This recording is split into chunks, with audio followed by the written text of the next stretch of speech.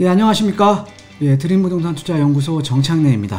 자, 이번 시간에는요, 요즘 제가 이제 상담을 대면 상담을 하다 보니까 좀 이제 갭 투자하신 분들 아니면은 뭐 다른데 좀 사놨는데 일단 뭐 전세 주고 이제 가실 분들 이런 분들이 요즘 상담을 하실 때 최근에 이제 이렇게 전세가가 지금 많이 떨어진다라는 얘기를 많이 하시잖아요. 예, 전세가가 지금 작년에 비해서 뭐 작년 최고치에 비해서 좀 떨어져서 나온다라는 얘기도 있어서 전세가가 이러다가 이제 본격적으로 하락을 하는 거 아닌가 라는 내용을 좀 상담 문의가 많습니다. 예, 그래서 이 전세가와 관련된 얘기를 좀 해볼게요. 이 전세가라는 게 왜 중요하냐면요. 제가 항상 설명을 드리는 거지만 매매가 같은 경우에는 우리가 미래가치에 대한 기대감이 이제 반영된 가격이죠. 자, 그런데 이 전세가는 지금 현재 사용하고 있는 사용가치에 대한 가격들이 반영된 가격입니다.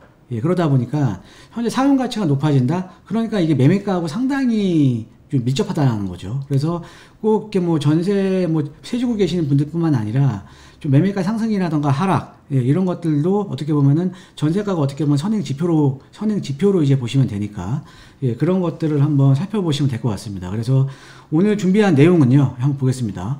예, 지금 2021년, 예, 하반기 전세가 본격 하락, 예, 일단 답부터 드렸네요. 제가 제목 쓰다 보니까. 예, 예, 두고 보십시오. 예, 한번 뭐 오늘 방송 보셨던 분들, 예, 하반기에 한번 보세요. 예, 하반기에 한번 보시고 맞나 안 맞나 한번 체크해 보는 것도 재밌겠죠. 예, 자, 가겠습니다. 자, 요즘 신문기사, 예, 신문기사들 보면 하락하는 전세가율, 예, 빨간불 켜진 갭투자, 예, 45주 만에 하락 전환한 강남 전세, 예, 매물이 많이 누적이 됐다. 예, 그 다음에 강남 아파트, 예, 전세값 1년 만에 떨어져. 예, 그래서 고개에 드는 또 집값 하락론. 아까 제가 말씀드렸죠. 예, 전세가는 어떻게 보면 매매가의 하나의 선행 지표라고 이제 볼 수 있다. 예, 그래서 전세가가 상당히 중요하다. 예, 지금 뭐 갭투자 하시는 분들뿐만 아니라, 예, 그래서 예, 이런 내용으로 좀 설명을 좀 드릴 겁니다. 예, 그래서 지금 이제 전체적으로 보면은 지금 우리가 이제 3월, 예, 보통 우리가 이 부동산 시장에서 3월, 4월 정도 같은 경우는 계절적인 비수기입니다. 일단 뭐 학군 수요라든가 이런 것들 다 마무리가 되기 때문에 좀 계절적인 비수기거든요. 그래서 뭐 작년 같은 경우도 뭐 3월 달에 전세가가 떨어졌고요. 예, 재작년도 마찬가지입니다. 자, 그래서 요즘 요런 내용들이 많이 나오는데 한번 볼게요. 근데 그 매물 적체, 예, 입주 물량 분석을 한번 해볼게요. 예, 입주 물량 분석. 먼저 서울하고 경기도권 거의 비슷합니다. 예, 그래서 서울의 아파트 입주 물량을 보니까 서울의 아파트 입주 물량이 올해 한 2만 가구 정도가 나오네요. 얘는 이제 직방에서 저희가 한 거고요. 그런데 전체 입주 물량이 올해 지금 상반기, 이쪽은 지금 이제 분기별이거든요. 예, 분기별. 예, 분기별로 저희가 지금 데이터를 놓고 보는 겁니다. 이 분기별로 보면 1분기 때, 예, 지금 이제 1분기 지나가죠? 예, 1분기 때 전체 입주 물량의 40%가 지금 상반기에 집중됐습니다. 그러면 2분기, 3분기, 4분기에는 어때요? 2분기, 3분기, 4분기에 전체 입주 물량의 60%가 좀 분산된다라는 거죠. 그러니까는 이거는 경기도권도 똑같습니다. 예, 서울도 똑같고요. 예, 서울 똑같고. 그러니까 당연히 입주 물량이 많이 쏟아 나왔었다. 예, 1분기 때. 예, 거기에 또 이제 계절적으로 지금 이제 비수기에 들어섰다. 예, 그러니까 당연히 전세가는 좀 이제 하향 안정되는 거 아니겠습니까? 예. 자, 그런데 우리가 중요한 거는 가면 갈수록 여기 보시면은 전체적으로 입주 물량이 이제 급감을 해버리는 거죠. 입주 물량이. 21년도, 22년도, 2023년도 급감을 해버리는 거죠. 입주 물량이. 자, 입주 물량이 급감을 하고요. 그러니까 입주할 게 없는 겁니다. 입주할 게. 예. 또 다른 분들 같은 경우는 앞으로 뭐 2023년, 2024년 서울 도심에 뭐 재건축이라든가 재개발 입주 물량 있지 않냐. 예, 그것도 제가 입주 물량이 많아질 때는 어떻게 할 거냐. 예, 그것도 제가 이따가 좀 정리해 놨으니까, 예, 그것도 한번 같이 보도록 하겠습니다. 그래서 일단은 지금 입주 물량이 점점 줄어들고, 그 다음에 올해 상반기가 아니죠. 1분기 때 또 입주 물량이 집중이 되면서 물량들이 좀 많이 나왔었다. 예, 그 다음에 계절적인 비수기에 접어들면서 전세가가 지금 하향 안정화되고 있다. 이 정도로 좀 이제 보셨으면 이 정도로 이제 보시면 될 것 같아요. 자, 그 다음에 두 번째. 자, 요거는 제가 한번 본 거예요. 자, 임대차 입법 뭡니까? 이제 전월세 상한제에다가, 그죠? 이제 또 가장 중요한 게 갱신 청구권. 자, 서울 같은 경우는요. 네, 서울 같은 거를 비교를 해보면 서울 같은 경우는 자가 점유율이 50%가 채 안 되죠. 그러니까 대부분의 사람들이 50%가 채 안 된다라는 거는 50%가 넘는 사람들이 다 지금 전월세 지금 이제 거주를 하고 있는 겁니다. 그만큼 서울 같은 경우는 임대인이 우위에 있는 거죠. 그러니까 주택 공급이 부족하다 보니까 임대인이 우위에 있는 시장입니다. 임대인이. 자, 그런데 작년에 제가 이제 전월세 상한제 7월달에 통과되고 나서 전세가가 폭등할 거라고 제가 누누이 말씀드렸잖아요. 그 전부터. 예, 그 전부터 아마 제가 제 이제 유튜브 보니까 2019년도, 18년도에도 전월세 상한제 이런 것들 하면 안 된다. 전세가 폭등할 거다. 라는 내용을 많이 말씀드렸습니다. 자, 근데 이거 당연한 거죠. 만약에, 자, 서울은 항상 주택이 부족하기 때문에 어찌됐든 임대인이 우위에 있는 시장이에요. 즉, 공급과 수요 중에 수요가 항상 많다라는 거죠. 그럼 만약에 전세 물량을 10으로 놓고 보고, 그 다음에 전세 수요를 12 정도. 그러니까 이제 전세 이제 수요가 많은 거 아닙니까? 사실은 이것보다 더 하겠죠. 자, 그러면은 전세 물량이 10으로 서울의 전세 물량이 10채다. 근데 전세 수요가 12개다. 그럼 경쟁률은 몇 대 몇이에요? 1.2대 1입니다. 1.2대 1. 자, 그런데 지금 전월세 갱신 청구권이 지난 7월, 그러니까 임대차 입법이 통과가 되면서 지난 7월부터 거의 다 대부분의 갱신을 지금 많이 하잖아요. 그죠? 예, 왜? 다른 데 가려고 그러니까 전세가가 너무 올랐다라는 거죠. 그럼 거의 갱신을 한다라는 거죠. 근데 만약에 전세 갱신율을 만약에 80%라고 가정을 해보면요. 자, 그럼 전세 물량이 나와줘야 되는데 못 나오니까 80%가 갱신이니까 전세 물량은 2가 됩니다. 2. 그런데, 그럼 여기서도 12에서 마이너스 8을 하니까 전세 수요는 4가 되죠. 자, 그러면 경쟁률이 어떻게 됩니까? 1.2대 1에서 2대 1이 돼버리는 거예요. 2대 1이. 그러니까는 인위적으로 가격을 통제를 하는 이런 반시장적인 정책이 펼쳐지다 보니까 경쟁률이 높아지니까 당연히 가격이 오르는 거 아닙니까? 경쟁률이 높아지니까. 예전에는 1.2대 1이었는데 2대 1. 그러니까 전월세 갱신 청구권이 계속적으로 사용하다 보면 당연히 경쟁률은 높아질 수밖에 없는 거죠. 임대인이 우위에 있는 시장에서. 임대인이. 그죠? 자, 그러니까는 지금 임대차 입법이라는 게 사실 어떻게 보면 전세가 폭등 요인에 최근에 어찌됐든 만약에 임대차 입법이 작년에 통과가 안 됐으면은 지금 같은 전세가 폭등은 없었을 겁니다. 작년 같은. 예. 그러니까 이런 거죠. 경쟁률을 높이는 거예요. 시장의 물건을 더 희소하게 만들어버리는 거죠. 예. 자, 이것도 한번 이해를 하셔야 될 것 같고요.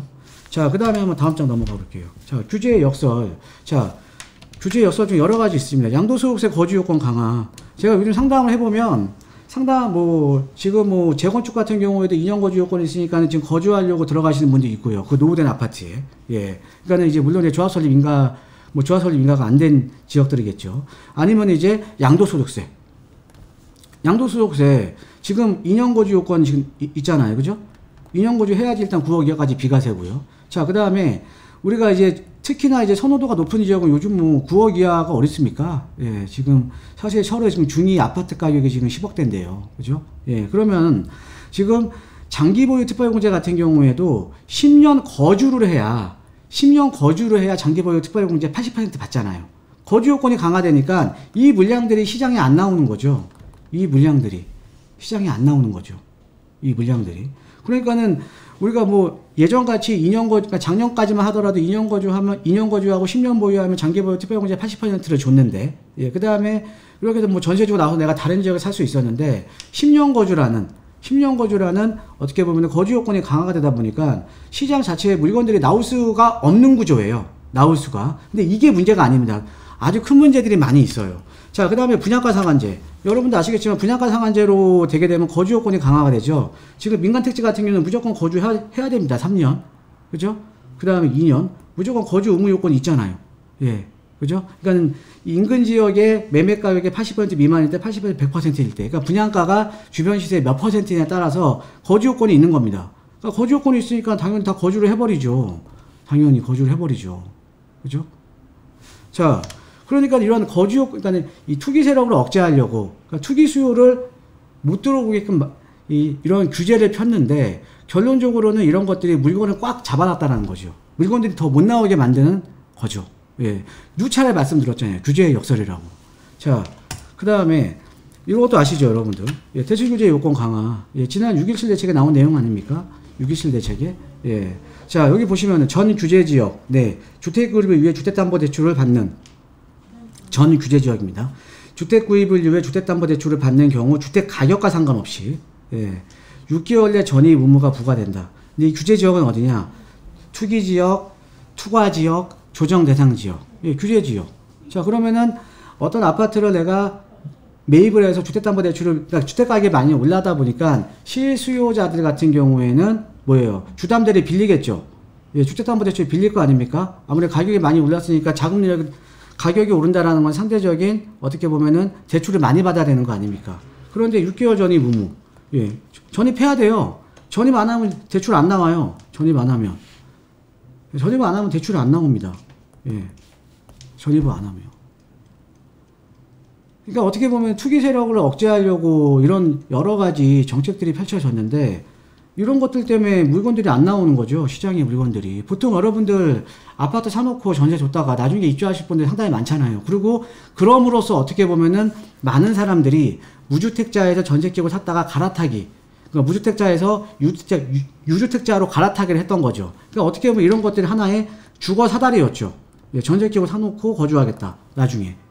근데 주거 사다리가 다 없어져 버린 거죠. 이런 것들도. 그러니까 집 사기가 점점 어려워지는 겁니다. 실수요자 입장에서도. 참 문제가 많죠. 그죠? 예. 그러니까 무조건 어떤 모든 거를 통제를 통해서 시장을 안정화시키겠다? 뭐 결론적으로 됐습니까? 지금 4년 내내? 안 됐잖아요. 예. 예 하나 들어드릴게요. 마지막으로. 자. 그래서 아까 보면 양도소득세 거주 요건이 강화됐고, 분양가 상한제 거주 요건도 강화됐고, 또 대출 규제 요건도 강화됐고, 6개월 내 전입신고 요건이 있고, 그러면서 여기 아래 보시면은 서울의 주요 아파트 자가 전입입니다. 이게 어떤 거냐면 신규 아파트, 새롭게 입주하는, 아마 좀 작아서 안 보이실 텐데, 지금 이거 드릴게요. 여기 지금 고덕이에요. 예, 고덕이 아르떼온. 예, 아르떼온. 작년에 입주했죠. 작년에 아르떼온 보니까 예, 80.1%예요. 그러니까 소유자들이 80%가 입주를 한 겁니다. 80%가. 자, 그 다음에 목동 센트럴 아이팍. 여기가 소유자가 실제 입주한 비율이 90.2%예요. 말이 됩니까? 자, 그 다음에 김포에 이제 파밀리에 시티. 여기는 뭐 97.3%네요. 자, 그 다음에 여기 그랑시티자이. 여기 89.4%고요. 시흥의 센트럴 프루지오 92.5%입니다. 대부분이 소유자가 입주한 비율이 90%가 넘어갔어요. 소유자가. 자, 그러면 어떻게 되냐. 여러분들 지금 보시면, 자, 볼게요. 자, 지금 2023년도부터 4년도 사이에 강남권 같은 경우에는 지금 현재 이제 지난 정부에서 재건축에 대한 규제가 완화가 되면서 물량들이 많이 나오죠. 지금 송파권 같은 경우에도 미성크로바라든가 아니면 뭐 이제 개포 내에서도 물건이 나오고요. 또 반포 내에서도 물량들이 23년도, 4년도에 나옵니다. 그죠? 예, 그런데 그 물량 중에 특히 그런 좋은 지역들은 양도소득세가 상당히 중요하고, 당연히 대출 받는 사람들이 많겠죠. 비싸니까. 예, 그런 데는 물량들이 더 안 나와버리는 거예요. 물량들이 나올 수가, 그러니까 시장에 신규 아파트 입주 물량이 신규 아파트 입주에, 그러니까 신규 아파트 전세 물량이나 임대차 물량이 나올 수가 없다라는 거죠. 그죠? 예, 그당 물량이 좀 나올 수는 있지만, 또 거기에다가 재개발 지역도 지금 보면은 23년도, 4년도쯤에 물량이 좀 나와줄 수가 있거든요. 그런데 그런 지역도 마찬가지죠. 그쵸? 예, 마찬가지잖아요. 그러니까 나올 수 있는 거는 어떤 물량이에요? 조합원들이 가지고 있는 물량들. 이런 게 데려 나와줄 수가 있다라는 거죠. 그러니까는, 근데 조합원들이 가지고 있는 물건들도 투자 목적으로 보통 재개발, 재건축 같은 경우에는 투자 목적으로 많이 매수하신 거 아닙니까? 그럼 거주 요건을 또 못 채운 거예요. 그죠? 그럼 당연히 다 거주를 해야 되니까 이런 물량들이 시장에 나와줄 수가 있겠냐고요. 물량들이 나와줄 수가 없다라는 거죠. 또 어떤 분들은 분양가 상한, 또 이제 3기 신도시 얘기합니다. 3기 신도시 지금 뭐 될지 뭐 언제 갈지 모르겠는데, 3기 신도시 같은 경우가, 3기 신도시 만약에 나와준다라고 하면, 지금 아직 뭐 보상도 지금 제대로 되지 않지만, 뭐 26년도, 20년 이때 나오겠죠. 근데 3기 신도시도 다 분양가 상한제잖아요. 그죠? 이제 분양가 상한제 거주 요건 다 의무화돼 있고, 그죠? 전매 제한 돼 있고, 그럼 물량이 어떻게 나오냐 이거죠. 물량이. 그래서 여러분들 지금 최근에 뭐 이제 전세가와 관련돼서 전세가가 떨어지면서 이렇게 좀 걱정하시는 분이 좀 있거든요. 예, 너무 걱정하지 마시고요. 예, 한번 두고 보십시오. 예, 올 하반기부터 또 폭등장 올 겁니다. 예, 폭등장 올 것 같으니까요. 예, 이것도 지금 그러니까 뭐 우리 무주택자 분들도 좀 생각을 해보셔야 될 것 같고, 그 다음에 유주택자분, 그러니까 뭐 어찌됐든 뭐 이 시장에 대한 좀 예측이 돼야 내가 대응을 할 거 아닙니까? 예, 그래서 오늘 이번 시간에는 그 전세가에 대한 내용 좀 이제 말씀드렸습니다. 예, 여러분들 좀 도움 되셨으면 하고요. 예, 항상 그 여러분들 이 방송 보시고 항상 이게 좋은 댓글 달아주셔서 예, 감사합니다. 예, 좋은 댓글 많이 달아주시고, 아직까지 뭐 구독하기 버튼 안 눌러주신 분들 좀 구독하기도 좀 눌러주시고, 그 다음에 좋아요 버튼, 예, 또 알림 버튼, 그리고 주변에 좀 입소문 좀 많이 내주시길 부탁드리겠습니다. 예, 오늘은 여기까지 하겠습니다. 예, 감사합니다.